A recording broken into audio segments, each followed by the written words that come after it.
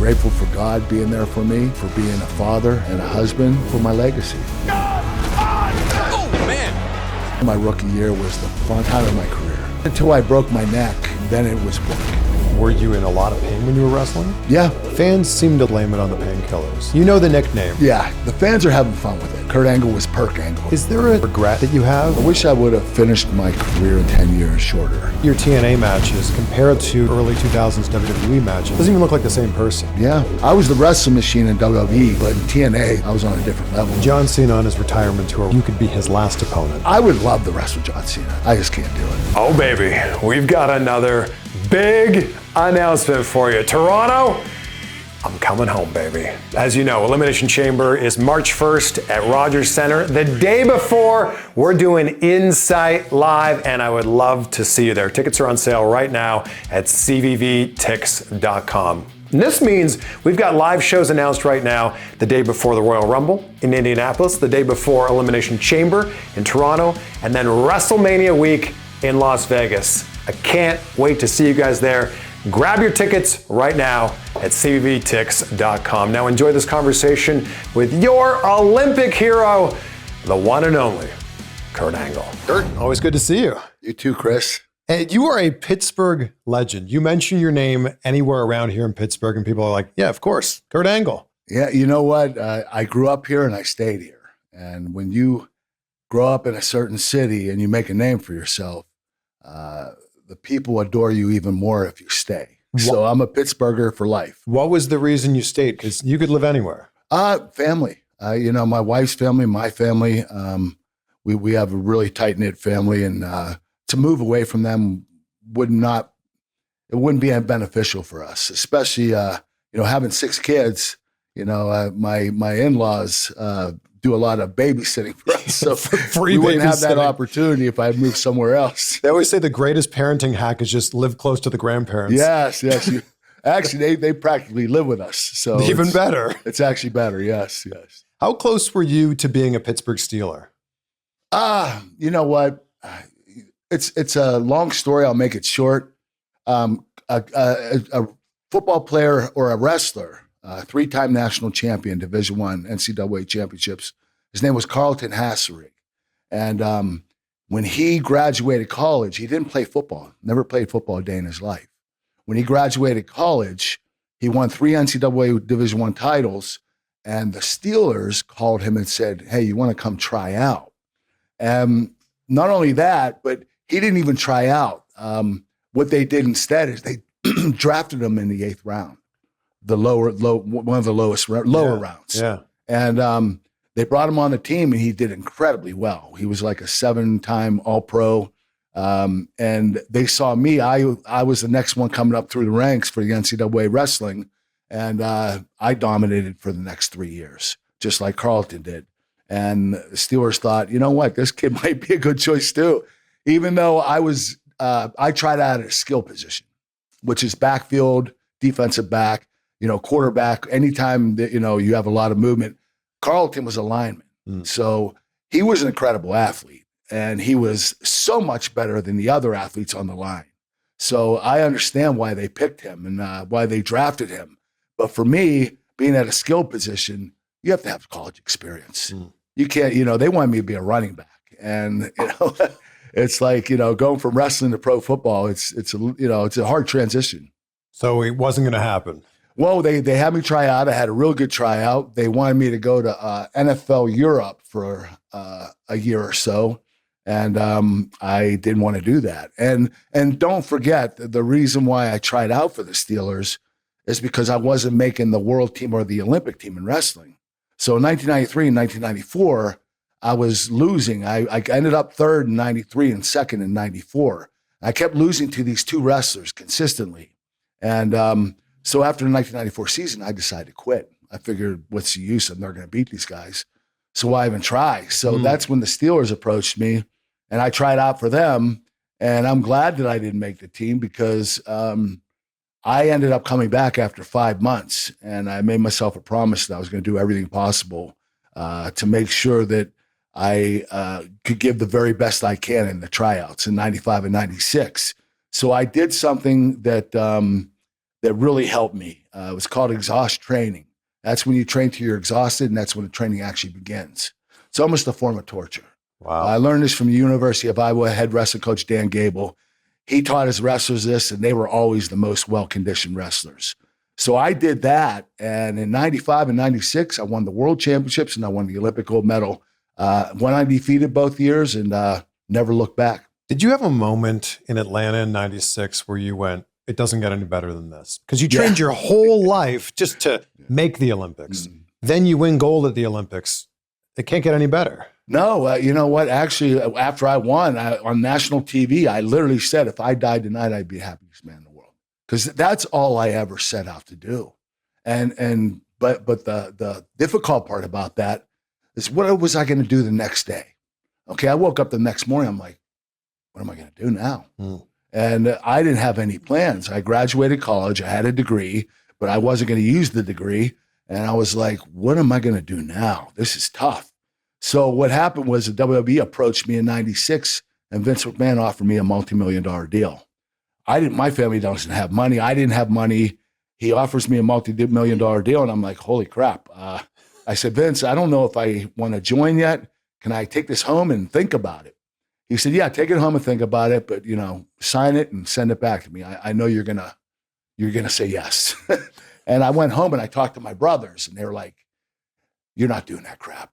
That's fake. You're real. And I understood that, because back in the 90s, amateur wrestling always took a backseat to pro wrestling. In other words, if someone asked me what I did for a living, I'd say I'm a wrestler. And they'd say, oh, wow, those wrestlers on TV. I'd be like, no, you idiot. I'm an Olympic Hogan? wrestler. Yeah. So it was like, it really hurts your pride, that you're an Olympic wrestler and they think that you're a pro wrestler when they hear the word wrestling.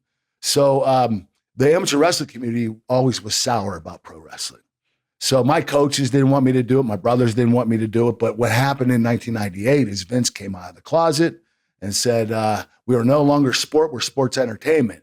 And that's when everybody went, hey, you can do it now. Yeah. And in me, I failed miserably as a sportscaster, and I didn't have any direction. So I turned on TV in 1998, the TV, and I decided to start watching Raw. And I fell in love with Stone Cold Steve Austin. I mean, he made it so exciting. The show was entertaining, and the wrestlers were incredible athletes, and I saw myself doing it. And so I called the WWE, and I asked if that contract still stood in 1996, and they said, no, but you can come up and try out.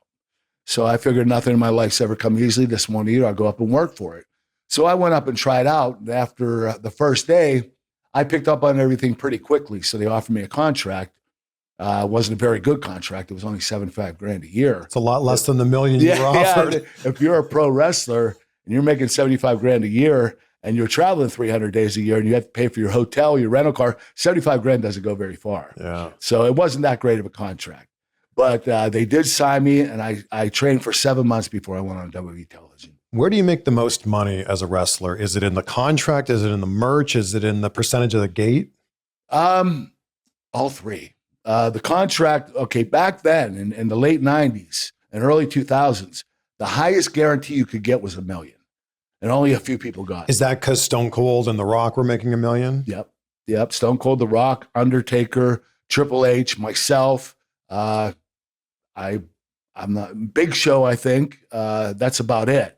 But now they're offering like $8, $10, $12 million a year now. Wow. It's really opened up.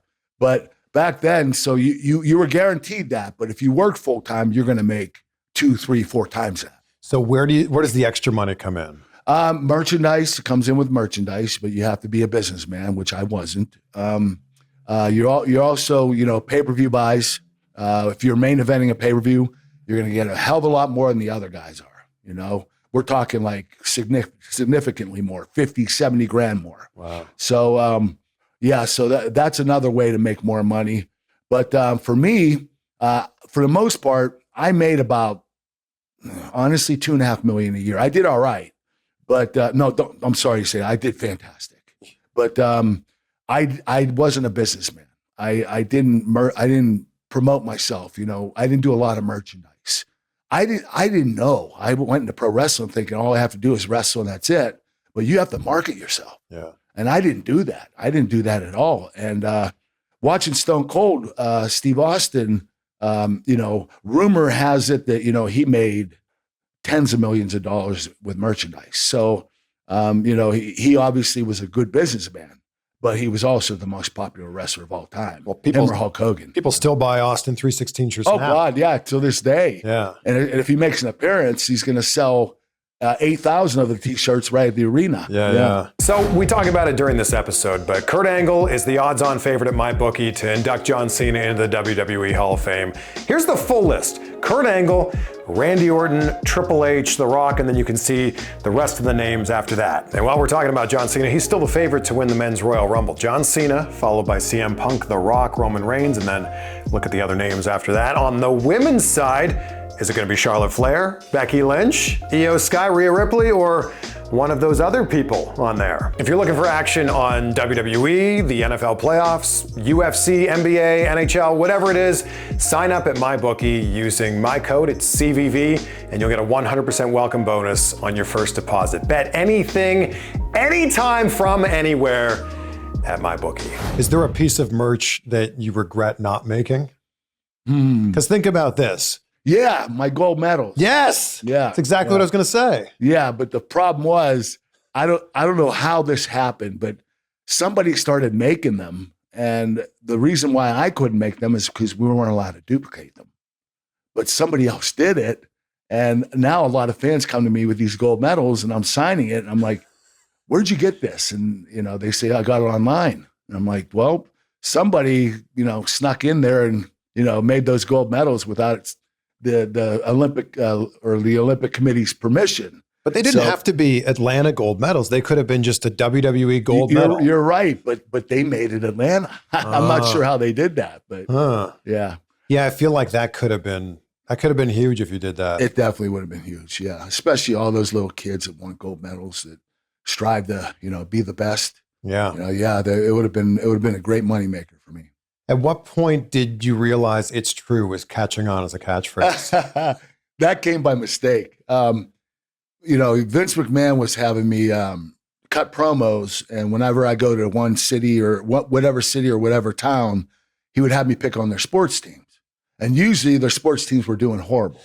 So when I would say, hey, your Olympic heroes here to save them, save your year, I represent you now instead of the, Detroit Pistons who actually suck right now. And the fans would boo me and I'd say, no, it's true. It's damn true. So that came by mistake just because I was reacting to the fans' reaction. What do you think is the hardest of the 3 I's to actually follow? Integrity.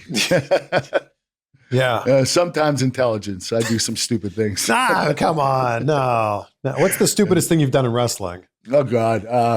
Moonsault off the top of the cage. The one on to Ken Anderson? Yeah. I did that actually against Chris Benoit, Ken Anderson, and I did it one other time, and I can't remember who it was with. And you took one from Cody, too. Yes, I did. Yeah. Cody Rhodes. Was the one to Ken Anderson the worst one? Yeah, I landed on his face. And usually when I do it, I miss. The guy moves. For the first time, Ken's like, I'll take it. I'm like, you don't want to take that. He said, no, I'll take it. I'll be okay. So we did it, and I landed right on his face. It looked like he was maybe too close. He was a little bit, but I went straight up instead of back. So I kind of gauged where I was going to be. And I was able to land on him, barely, but I landed on his face. Did you immediately know, oh, that's not good? Yeah. I was hurting. It hurt my stomach. I knocked the wind out of myself. But I figured if I'm hurting this bad, Ken's hurting worse. The way you sold that, like it looked like you were in genuine pain. Well, that was half fake and half real. You always had, I think, one of the most beautiful moonsaults. Oh, thank you. You know what's crazy is I never practiced it. It's one of those things you don't want to practice. I mean, you could put a crash mat on there and go ahead and do it, but what the hell? If you're going to do it, just go ahead and do it, and take a chance and see if how it goes. I mean, I don't know any other way. I don't know anybody that does practice moonsaults off the top of a cage. I could see them doing it at the top of the rope, sure, but practicing off the top of the cage is just stupidity. But when did you realize you had that in your arsenal? Because it's so smooth. It's just perfect in the execution. Well, you know what? I did a lot of diving when I was younger, growing up, even through high school. And I learned how to do double flips and off the diving board and, gainers and stuff like that. So a lot of backflips. And so I knew I had that ability. I just never thought it would be in a wrestling ring. So if you're doing gainers, you could do a shooting star press. Yes, I could. I actually have done it, but in a match? No. Okay. I was trying to think. I practiced it. I actually did that on a crash pad, and I ended up landing on my knees. I didn't land on my stomach, so I was close, but no cigar. Yeah, that sounds like it could be painful. Yeah, well, I hit a crash pad, so I was okay. That's okay. Yeah. What is the most painful thing you've done in a wrestling ring? Oh God, when I broke my neck against Brock Lesnar, when he hit me over the head with a chair. It was the third time I broke my neck. Brock brought it and went straight over my head instead of swinging sideways. And I should have told him. What happened was he was supposed to hit Chris Benoit and myself with a chair. And Chris told him before the match started, swing sideways so you don't go on top of my head where it crunches down on your neck. And I didn't tell him to do that. So he swung sideways on Benoit, hit him, which was a safe hit. And then he came over top and everything he had, he brought it and right on top of my head.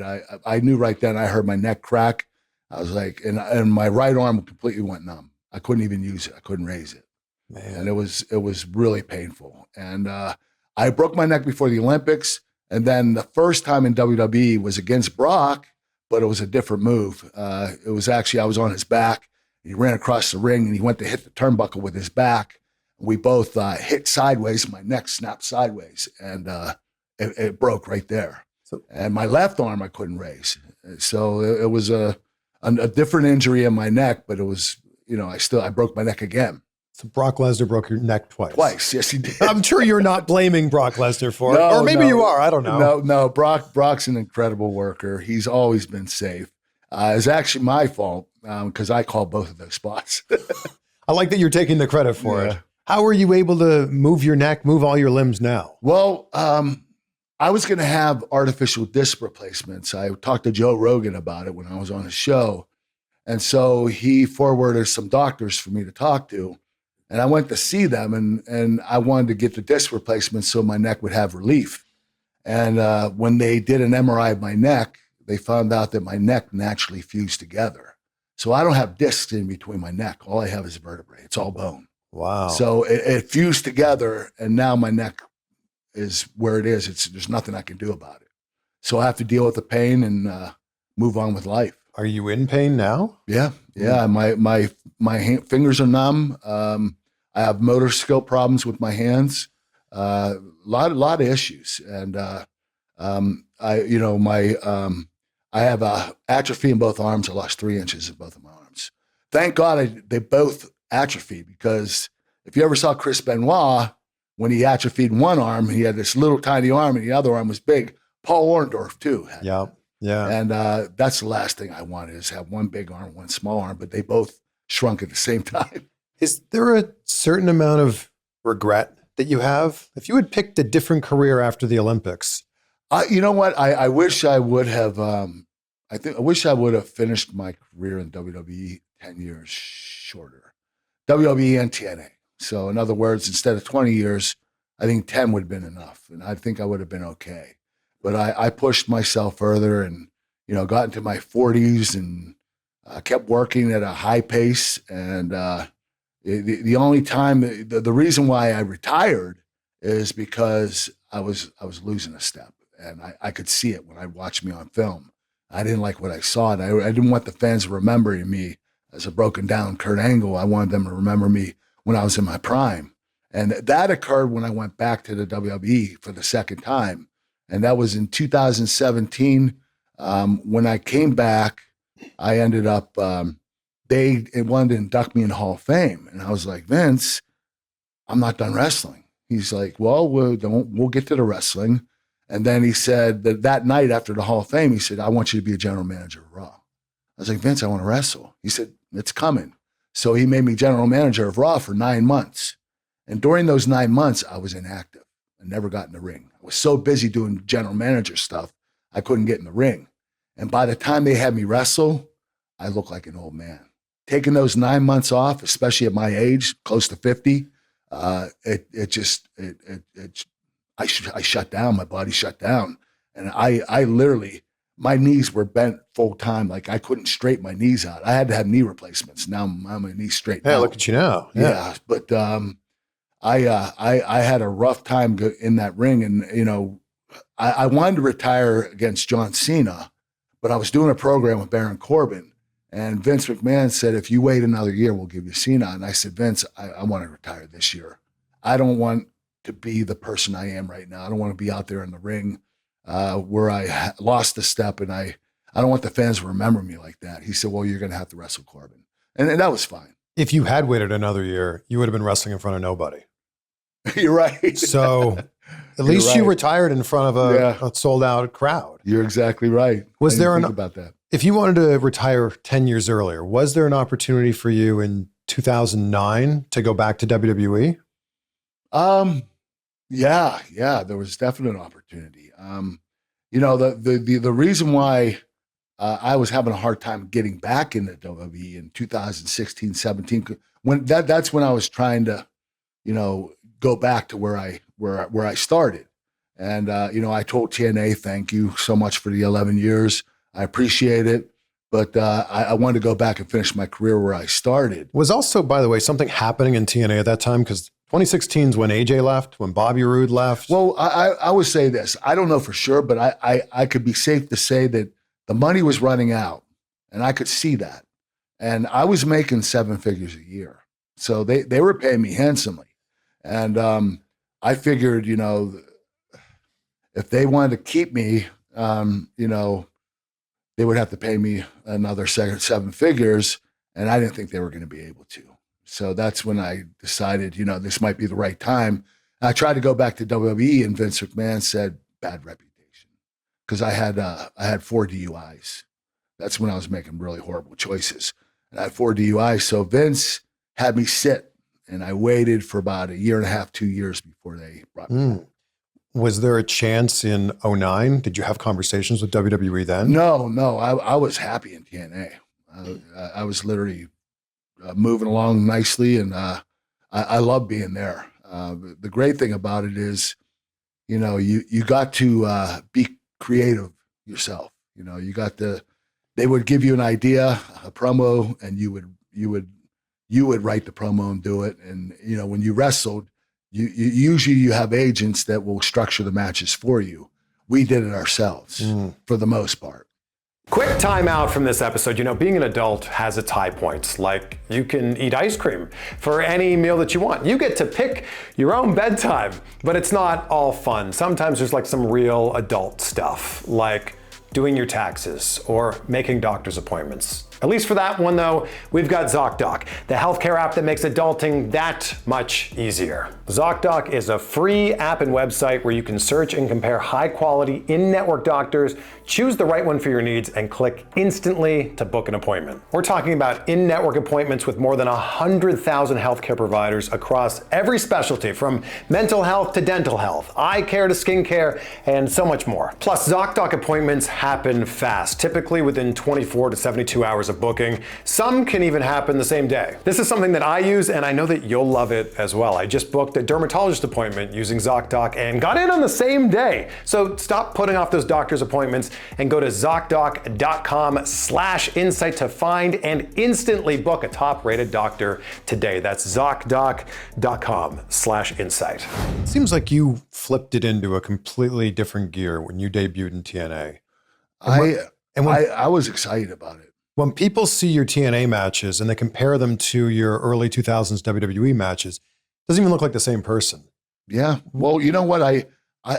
The one thing about pro wrestling, and a lot of people don't understand this, but you don't really come into your own until about 6-7 years into your career. And that's about when I went to TNA, right around my 6.5, 7th year. And that's when I was in my prime, and I was really chugging along really good. And that's one of my best matches were. And so I was the wrestling machine in WWE right before I left. I was having great matches then, but in TNA, I flipped to another gear and I was on a different level. Fans seem to like to blame it on the painkillers. You know the nickname, right? Yeah. What do you think of the nickname? You know what?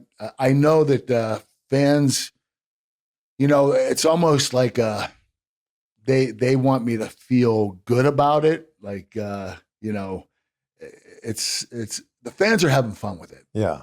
Because I was the best wrestler in the business. Absolutely. So, they want to say that, Perc Angle was Perc Angle. That's why he was doing it, because he was all perked up. The thing is, I didn't use painkillers while I was wrestling. I did them in the morning, and then at night I would wrestle, and then I did painkillers after I got done wrestling. So I never wrestled high. Were you in a lot of pain when you were wrestling?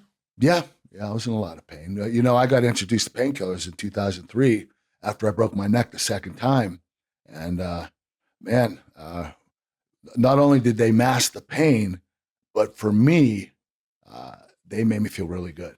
I mean, I knew I liked it. Like I was like drawn to it. Like, wow, this makes me feel energetic, And so I know that's kind of the euphoric feeling you get with that. But I loved it. And I knew right away that I'm going to have a problem with these. People seem to have this misconception that that's why you wrestled so well in TNA. No, listen, you can't wrestle messed up. It's going to be sloppy. You've seen people in the past that have wrestled high. Yeah. They people are like, what's wrong with them? And so you can't do that. It's almost impossible, especially to have a good match. You have to be sober. Or you're not going to have a good match. Did you feel like you were proving something in TNA? Because it really truly felt like you had flipped into another gear. Well, you know what? I guess a little bit, because in WWE, I don't blame them for this, but in WWE, when I was addicted to painkillers, they knew I had a problem, and they wanted me to fix it. And, they even had me sit at home for a week and try to go through a withdrawal. And that didn't work very well. So, like, they were telling me that, they were ignoring the situation. They had me working full time. I was working 300 days a year. And I was caught on the painkillers. I was even getting injured quite a bit. I was injuring my neck, my hamstring, my groin, my abdominal muscle, my shoulder. Everything was going, and they just never let up on me. And I started getting like a sour taste in my mouth about WWE.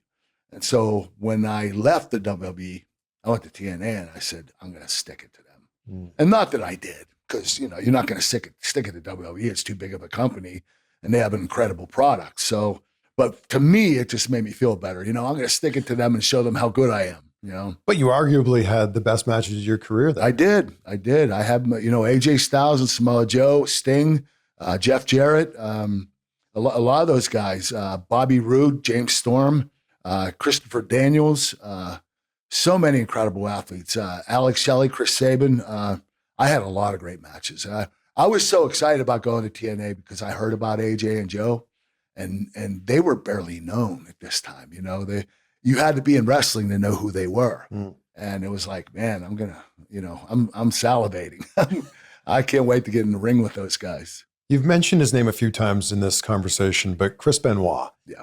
And I saw that you had mentioned something about one of your favorite matches ever was you versus him at the Rumble, I think. Yeah.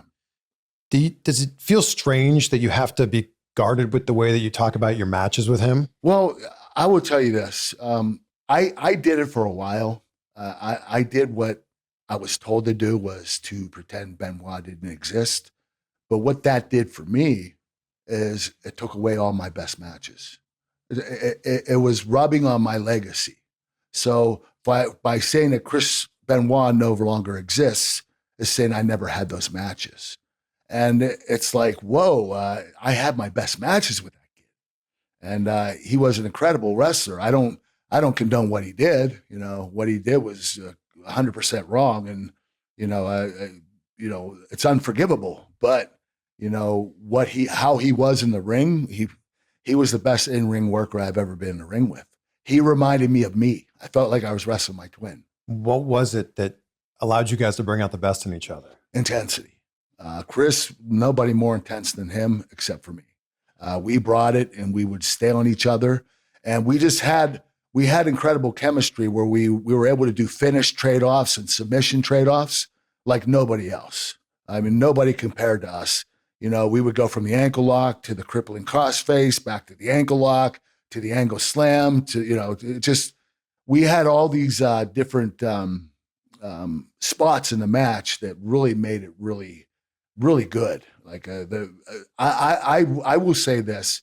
I believe that Chris and I might have had the greatest wrestling match of all time at Royal Rumble 2003. Wow. That's how confident I feel about it. If no one's ever seen it, you got to watch the match. I mean, we barely threw any punches, a couple of kicks. It was all wrestling. And that's really difficult to do, especially today. Do you consider Chris Benoit your greatest rival? Yes, I do. Him or Brock Lesnar. I also love wrestling Shawn Michaels, but we only wrestled 3 or 4 times. It wasn't like a big program. But Benoit and I, we went for years. I mean, it would be him and me, and then they would take a break from it, and then we'd go back to him and me, and take a break. Then it would be him and me tagging together. When we'd be tagging and fighting each other while we were tagging, that we just had a really strong program, and it went on for years. But Brock, our program went on for about 2.5, 3 years, and that was a good run. With John Cena on his retirement tour right now, your name keeps getting thrown around because you were his first opponent. People seem to think that there's a chance you could be his last opponent. And I think it's just, you've said it so many times, but I think it's important to make it clear that you can't wrestle anymore. No, I can't wrestle anymore. Actually, you know what I did? I did wrestle about 2 months ago. I did a commercial for CBS, and it was for the NFL pregame for the Ravens and Steelers. So me and a gentleman named Kyle Brandt, he's a sportscaster for CBS. He pretended he was the Ravens, and I pretended I was the Steelers. We had a pro wrestling match. And I was bumping, and so you're telling me there's a chance? No, because what happened was I threw my back out, and I couldn't walk for a week after that. And my wife was like, "You're never getting in that ring again," and she's right. I shouldn't even got in the ring, but it was a lot of fun to do it. But I would love to wrestle John Cena. There's nobody that wants to wrestle John more than I do for his retirement match, especially with the respect I have for him. I just can't do it. You got 11 months between now and the end of the year. Yeah. Well, why is it not possible? Because if I get in the ring and I start beating myself up, I'll never heal. It's just not possible? I could just walk in there cold and have a match with them, but then I'd probably regret it when I was done.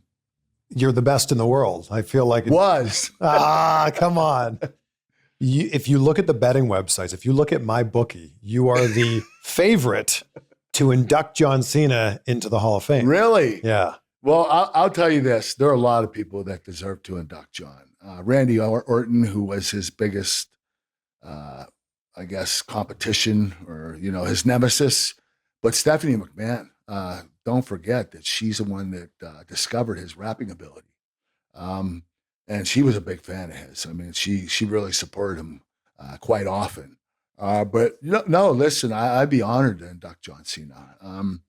The one thing I want to say about him is he has shown that he is possibly the greatest WWE superstar of all time, winning 16 world heavyweight titles in one company. Ric Flair won 16. But he won them, in NWA and WCW and WWE. And there's nothing, you can't take that away from him. They were all major promotions. But to do it all in one company, that makes you that company's greatest star. And I really believe that he deserves another title before he retires. It feels like that's going to happen at some point this year. Yeah, I think so too. So number 17 is going to happen somewhere in there. And it should. It should. You think you might get a call at some point this year to do a segment with him? Yeah, that could be possible. if they need me to do something like that, that's cool. I'm sure Raw or SmackDown will come to Pittsburgh at some point in time. Who better to bring out than Pittsburgh's own Olympic hero? That's right. They actually brought me on TV for my birthday a couple years ago, and then they brought me on to spray down. Who was it? Oh, it was Chad Gable and Otis with milk. Yes. What I did with Gable Stevenson. Yeah. So I've had a couple of dates here in Pittsburgh. So usually when they come to Pittsburgh for TV, they usually give me a call and say, hey, would you do something? Makes sense. Yeah. I've seen a lot of people talk about, man, the dream match that I would love to see is Perc Angle versus Chad Gable. And I'm like, it happened. We saw it. Yeah. No, that was when I was at my worst. And you still looked so good. It was okay. It was, but Chad made me look good. He did. Chad's incredible. He's a very talented kid, and I'm just glad that they're utilizing him properly because I know because he's undersized a little bit. They didn't know what to do with him, but this kid could be a world champion and be very marketable. I mean, especially with the gimmick he has right now with the whole USA thing and the "you suck" and everything, where it's like he's like my son, he should have been your son. Yeah, he should have been. Yeah, exactly. But Vince McMahon had other ideas, having Jason Jordan be my son, which was ridiculous. But that was cool. They're doing the "you suck" chant at him. I know, and you know what? It's crazy because when they did it to me, when they first started doing it, it was because they thought I really sucked. And for Chad, it's a term of endearment. So they're saying you're awesome instead of you suck. But they're just saying it because they used to say that to me. How do you not hear that for the first time and go, do they actually think I suck? Like I don't suck, right? Yeah. You start to question yourself. Right? Yeah. And then you start to then eventually like play into it and go, yeah, that's my thing. And agree with it. Yeah. You know what? The crazy thing is when they started doing it, Vince McMahon wanted me to fight it. He wanted me to no, don't say that. And stop talking. I'm not going to talk until you guys stop saying you suck. And I'd wait there for 5 minutes and they'd just keep going. So it didn't really work. But I turned babyface. The fans turned me babyface. They were even trying to make me a heel. I mean, I was saying degrading stuff about our military and African Americans and crazy stuff. And the fans still liked me. And it was like, and then I did a promo where I was like, you know what? I could do anything I want. I could make Jesus tap, or I could, I was just saying these things that are arrogant, and the fans were still cheering me. I'm like, oh my God, I can't. They're trying to turn me heel, but their fans are keeping me babyface. So that's when Vince said, you know what? Start going with the "you suck." You suck. And encourage them to say it. So that's what we started doing. There's a photo that popped up recently on social media. I'll show this to you. It's you and Eddie backstage. And I'm curious if you remember anything about this. This is an iconic photo. Oh, yeah, that thing. Do you remember when or where that was, or maybe what you guys are talking about? You know what? That was, okay. Eddie and I, we had a little scuffle one night. What happened was I was in a faction called the Honor Society. It was with Luther Reigns and Mark Jindrak. And we were supposed to get heat on the Guerreros. And it was the end of the show, and we went out in the ring, and Luther and Mark Jindrak beat up Eddie, and I was beating up Chavo. And we got backstage at the Gorilla, where you enter the arena. When we went backstage, Eddie started yelling at me. He said, "You were stiffing me. You were hitting me hard, for real." I'm like, "Eddie, I didn't touch you." And he's like, "Yes, you did." He pushes me. I said, "Eddie, don't do that again." He pushed me again. I shoved him, and he tried to double leg me. I got him in the front face lock, and I choked him out. And so damn, that was after. That was that day? Yeah. Yeah, and the thing was, when we went to talk, I went over to him and said, "Hey, I want to apologize." He goes, "I'm not ready to apologize." And I said, "Oh, really?" We started going at it again. So Eddie and I were like brothers. We loved each other and we hated each other hard. And but that was right after that occurred. And But Eddie, that's when Eddie calmed down and said, listen, I know, let's just let bygones be bygones. And, he's like, I love you, Kurt. You know I do. And so that photo right there is right after that incident. Wow. Yeah. What's your best memory of Eddie? Oh, God. It's so many memories of Eddie. But my WrestleMania 20 match, one of my favorite matches of all time, Eddie came up with the finish, which was brilliant because, Eddie lies, cheats, and steals his way to victory. And he kind of cheated his way to victory with me where he had his shoe untied and I had the ankle lock and the shoe came off. And then I charged him and he rolled me up real quick and won the match. It was a brilliant finish because it worked with his character and it protected me. So it wasn't like I lost legitimately. And that's what Eddie was good at. He was good at protecting everybody and making sure everybody looks good when they're wrestling. Early on, you wrestled Owen Hart. Mm-hmm. What do you remember about that match? I remember that he called the whole match in the ring to me. He was honestly, I never wrestled Bret. I watched him wrestle. But I will tell you that Owen Hart is just as good as his brother. He was. So I know Bret's always had the crown of being the greatest wrestler in the world, but Owen was really good too. And he was a little bit of a prankster though, he pissed a lot of people off, but he was really good in the ring. I had an incredible match with him. It was 10 minutes. And when we went backstage, everybody was like high-fiving us and saying it was a great match. And I just started at that time. Was this before your debut? Yeah, this was like a dark 3 match? months into the business. Yeah, it was a dark match. 3 months in. Yeah, Wow. and Owen and I had a freaking incredible match, and it was because of him. Wow, he's just so good. And I wish you had the opportunity to wrestle Bret, but I know. The timing Brett wasn't and I there. talk about it all the time. It's never going to happen, though. it's too bad because I would have been so good. Yeah, I believe that, too. I've always looked up to Bret as being one of the greatest of all time. Just watching his technique in the ring and the way he carried himself. I always, when I signed in 98, late 98, that's when Bret, I believe, moved to WCW. Yeah, because I missed him by a few Montreal months. was 97. Yeah. So kind of sucked. I missed him by a year, but I would have loved to have worked with him. When you mention Owen being a prankster, you don't need to name names here, but what's the worst rib you've seen? I remember when, who was it? I think it was Bob Hawley. Wait a minute. What happened with Owen? He called Bob Hawley or Val Venus. I can't remember which one it was, but he called them in their hotel room. He was in the lobby and he pretended to be a fan. He's like, listen, come down here. I'm going to beat the shit out of you. And they said, what do you look like? And he looked at a fan. He's like, I have a red shirt on and jeans. He's picking a fan.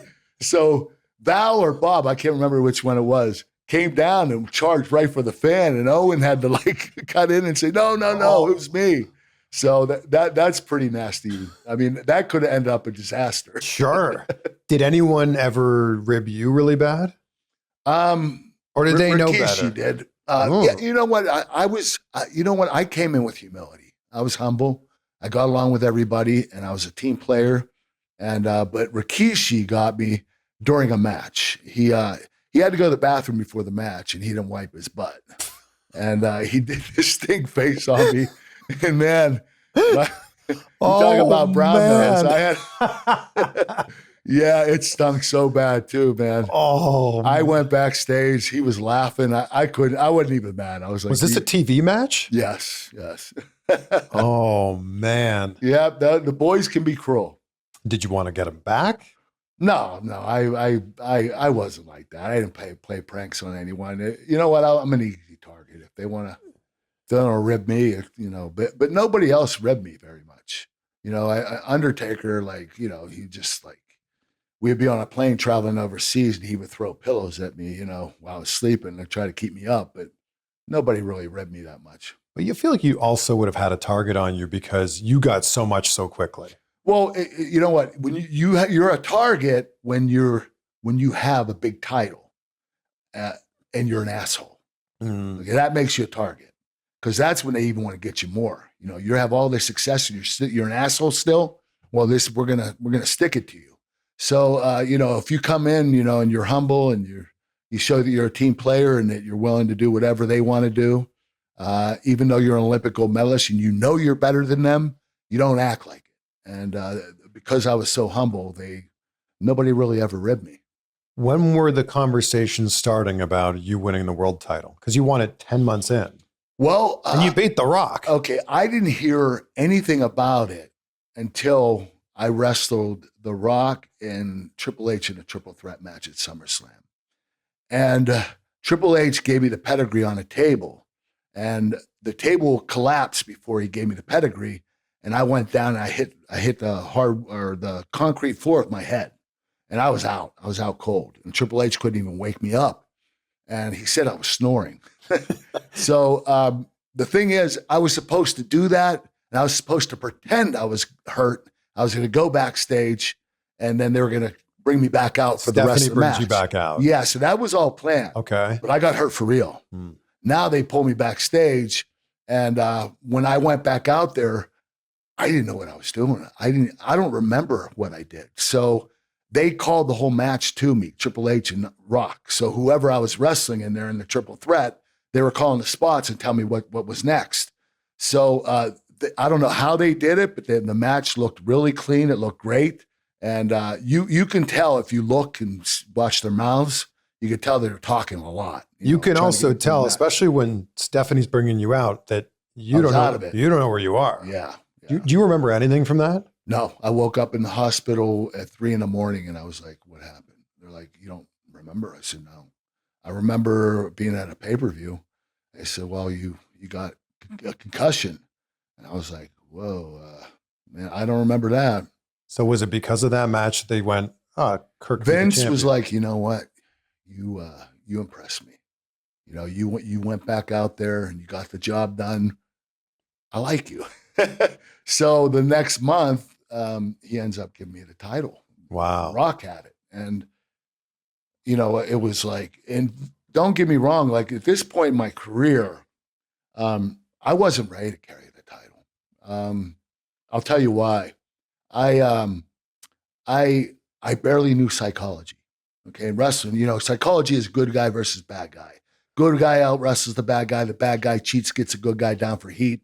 The good guy makes a comeback. The bad guy either cheats and wins, or the good guy overcomes the cheating and wins. Yeah. So I was learning that, and I could barely structure a 6-minute match when I first started. So for the first year of my career, my opponents had to structure the whole entire match for me and then call the whole entire match in the ring so I wouldn't forget a spot. And even 10 months in, when I wrestled The Rock, he had to do that for me too. So I was world champion. And, you know, after 1 year, 2 months later, I was such a good listener and a good follower that I then became a good leader. I started structuring matches and I started calling matches in the ring. So after 2 years in the business, I actually became the best in the business. It happened that quickly. But if it wasn't for Vince McMahon pushing me and forcing me to go out there out of my comfort zone, like my first night on the air, he wanted me to cut a promo. I cut one promo in Memphis and it was horrible. See, we didn't have OVW or NXT back then. So we had no way to prepare the wrestlers except Memphis. And they didn't like me down there. They barely did anything with me. So it was tough. And I had to go out there and cut a promo. And the crazy thing is, he said, listen, I'm going to tell you the promo and you're going to go out. I'm going to tell you once, and you're going to go out there and do it. So I was like, you're not going to write it down? I said, so I could memorize. He said, no, I'm going to tell it to you. You're going to go out there and do it. So he starts telling me the promo. I'm listening. And after 3 minutes, I'm like, holy shit, this is a long promo. He keeps talking 4, 5, 6 minutes. He gets done. And I said, Vince, I'm sorry, but I didn't hear a word you said. Can you repeat that? He said, I'm going to tell you one more time. You go out there, you either sink or swim. Wow. And I went out there and I got 80% of it right. And he said, I can work with this kid. This kid has ability. So he started having me cut promos every week, and they're getting longer and longer. I started mastering promos. I was getting better. I was learning on the job. So by a year in the business, I was one of the best promo cutters in the business. And I shouldn't have been. But if it wasn't for Vince taking me out of my comfort zone and have forcing me to learn quicker, it would have never happened. I think you really endeared yourself to fans when they saw that you were willing to not take yourself that seriously. Yeah, and you know what? The reason why I was able to do that is because Vince McMahon came to me, and he's a genius. He really is. He came to me and said, "Listen, you're an Olympic gold medalist. It doesn't matter. You could pull your pants down and run around the ring, and they're still going to take you seriously when you wrestle a match. So we could do all this funny stuff, and still when you get in the ring, they're going to say, oh, the shit's on, Angle's in there." So he made it easier for me to go out there and be the idiot, the dumbass, the funny guy. And it worked extremely well. I actually enjoyed doing it. And Stone Cold and I had some of the best times. So it was a lot of fun, but it was because Vince basically said, listen, you're a badass. It's not going to matter what you say, because when you go out there, you're going to have the best match of the night. But you went all in on it. And I think that that's why it was so good. Yeah, I mean, you know what though? That is a little part of me. I'm a little gullible. I'm kind of an idiot at times. It's hard for me to, I am a little goofy, and so I don't mind doing that. I feel comfortable doing it. My favorite segment of yours, and this is a deep cut, it's when you were pretending to interview The Rock. Do you remember this? Yeah. And I remember it word for word. Me and my buddy Greg will talk about it all the time. But Rock, thanks for joining us today. That's super.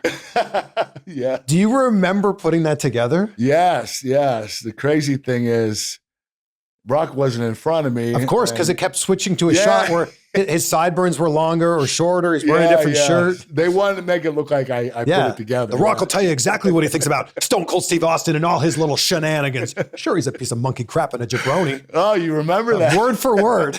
Whoa, that's a little harsh, isn't it, Rock? Sure, Rock. Drink up. That's my favorite. Sure, Rock. Drink up. That was a lot of fun. Thing is, I didn't know how good it was going to pan out, because all they had me do is the lines. Sure. I was like, what are you going to do with this? And then I saw what they did, and it was like, oh, this is awesome. It's like when Weird Al would pretend to interview people on MTV when it was Al TV. It's just so good. Even to this day, 25 years later, I'm like, it's one of my favorite segments ever. I had a lot of fun. My first year, my rookie year, was the funnest time of my career. I went to TV excited. I was like, well, I can't wait to see what I'm going to do this week. Because every week I was doing something that was just funny or exciting. And, it wasn't until I broke my neck, I guess my third year in, where it wasn't fun anymore. Then it was work. And then, I kept injuring my neck, and I was getting deeper and deeper into the painkillers. And then my life became dark. And so those first couple years were so important to me and so exciting and fun, because I knew that the rest of the years were, a trial, a test, and I just, I don't remember a lot of those years, and it's probably because I just blocked them out of my mind. And that's why I can remember so vividly what I did in my first 2 or 3 years. If you were in a dark time then, what helped you to get out of it? Well, I didn't get out of that dark time until 2012. And what happened is I got arrested, my 4th DUI. And I called my wife from jail, and she said, listen, I can't do this anymore. You either go to rehab or I'm taking the kids and I'm leaving. And it wasn't an easy decision. I mean, I'm not going to lie to you. I love my addiction. It was my baby. And I was so organized with my addiction. I had 12 different pharmacies give me 12 different prescriptions. And I had to write it down in a notepad and make sure I didn't go to the wrong pharmacy, because then you get in trouble. Yeah. And then I was ordering 500 illegally online every month. Wow. And so how many a day was it? 65 a day. Wow. Extra strength Vicodin. And were you actually counting them, or were you just grabbing a fistful? No, I was grabbing them, but approximately 2,200 pills a month, because that's what I was getting. And so it was a toll. But, my addiction is what was, I had to make sure I had painkillers. So it was my first priority every day is what do I have to do to get my painkillers, make sure I have enough. And so that overtook my life. And my wife said, listen, you either go to rehab or I'm taking the kids and I'm leaving. And I love my addiction, but I knew I loved my kids more. So I went to rehab. And I've been clean and sober for about 14 years now. Congratulations. Thank you. It's a lot of people when they go down that path of painkillers, it turns into heroin at some point. You know what? It might have with me. But, in 2012, heroin was out there. But, for the wrestling community, the safe bet was getting painkillers. What have you done to repair your reputation? Like you said, you wanted to go back to WWE in 2016. Yeah, they didn't want me. Because of your reputation. Mm-hmm. But look at you now. Nobody thinks about Kurt Angle in that light anymore. Well, I stayed clean for 14 years. Time always helps. When you're not in trouble and you're out of the the eye of going against the law, and you show that you got your shit together. Yeah, people start to forget it. Yeah, the only time they remember is when they say, "Hey, remember Perc Angle?"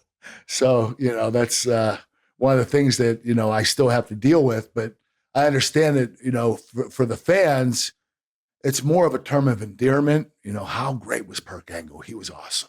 Yeah. So I know they're not saying it to try to hurt my feelings. Even though But does it hurt your feelings? Yeah. But I know they don't mean it. Yeah. And for that, I'm okay with if they say it. I don't want them to say it to my face, but it is what it is. Does it hurt your feelings because it reminds you of a time you don't want to remember? It's a time where I was in a dark situation in my life, and that is the part I don't want to remember. All the trouble I got into, the divorce I had, and and just a lot of things that were going on in my life that I don't want to remember anymore. If you were so competitive for so much of your life, with leading up to the Olympics, everything before that too, but leading up to that, and then WWE and TNA, and then back to WWE, what gets the competitive juices flowing now? Oh gosh, I don't know, because like, do you and your kids compete with something? You know what? I don't really compete anymore. I don't play video games. What I do now is I'm a husband and a father first. And maybe you're competing against all the other fathers to be the best dad. You're right. You're right. Now I could say that because we do have our kids in sports. I have a daughter that wrestles. I have another daughter that does gymnastics, and I have a daughter that's a swimmer, and they're all really good. And but I'm there for them. So that's the outlet now? Yeah, that's the outlet. That's what I focus on. And I focus on my wife too, because she did so much for me in my life. She never left me high and dry. She actually, when I retired from pro wrestling, I got depressed. I got really depressed because it was like, what am I going to do now? Yeah. My wife's like, open your eyes. You have a family. Yeah. Is it because I still didn't get it for a while. It's like, well, what am I going to do now? And how's my legacy going to pan out when, now I'm just over the hill old man, and she's like, you don't understand. Your legacy is intact. What you did in the Olympics and what you did in pro wrestling, nobody can ever take that away from you. People are going to remember you as one of the greatest of all time in both amateur and pro wrestling. So you built a legacy that no one can ever take away from you. And when I started to understand that, and I was like, you know what?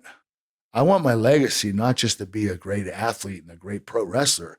I want my legacy to be a great man. And the way you do that is what you do with your wife and your kids and your family. Is it because your identity was so tied to wrestling for so long? Yes. And when you retire, it's like, what am I now? Yeah, I didn't have an identity. And it was like, what am I going to do now? And I don't have a purpose. And my wife, opened my eyes and said, you do have a purpose. It's really important. Yeah. Look, Kurt, it's always so great to be able to catch up with you and sit down with you. Thank you so much for being here. And thank you for inviting us to Pittsburgh to make this happen. I'll wrap this up with a question I ask everybody at the end. I think you answered this the last time you were on, but gratitude's so important to me in my life.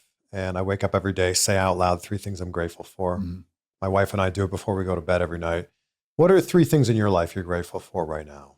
I'll say this right off the top of my head. I'm grateful for God being there for me. I'm grateful for being a father and a husband. And I'm grateful for my legacy. And I know that, if I died today, that I did everything I could to make the life that I wanted. And there's nobody that can take that away from me. You are one of the absolute greatest of all time. Thank you. Both in the ring and outside of the ring.